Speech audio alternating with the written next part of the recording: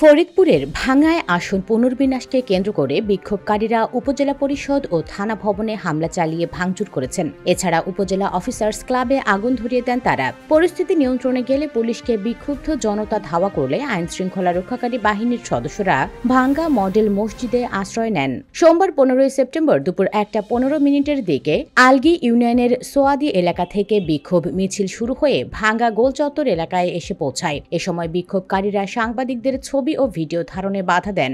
আইন শৃঙ্খলা রক্ষাকারী বাহিনী বিক্ষোভকারীদের সড়ক থেকে সরিয়ে দেওয়ার চেষ্টা করলেও ব্যর্থ হয়। পরে জনতার ধাওয়া খেয়ে পুলিশ সদস্যদের মসজিদে আশ্রয় নিতে দেখা যায়। এ সময় উপজেলা পরিষদ থানা ভবনে হামলা ও ভাঙচুর চালানো হয় এবং উপজেলা অফিসার্স ক্লাবে অগ্নিসংযোগ করা হয়। এদিকে উপজেলার বিভিন্ন স্থান থেকে মানুষ ভিড় জমাচ্ছে উপজেলা সদরে। কেউ হেঁটে, কেউ ভ্যান, নসিমন, আবার কেউ মোটরসাইকেলে করে বিক্ষোভে যোগ দিচ্ছেন। বিক্ষোভের কারণে ঢাকা খুলনা ও ঢাকা বরিশাল মহাসড়কে যানবাহন চলাচল বন্ধ হয়ে যায়। এতে সাধারণ যাত্রীরা চরম দুর্ভোগে পড়েছেন। পরিস্থিতি নিয়ে ভাঙ্গা সার্কেল থানার ওসি ও উপজেলা নির্বাহী কর্মকর্তার সঙ্গে যোগাযোগের চেষ্টা করা হলেও তারা ফোন ধরেননি। ভাঙ্গা হাইওয়ে থানার ভারপ্রাপ্ত কর্মকর্তা মোহাম্মদ রকিবুজ্জামান বলেন, পরিস্থিতি নিয়ন্ত্রণে আনতে আমরা সর্বোচ্চ চেষ্টা করছি।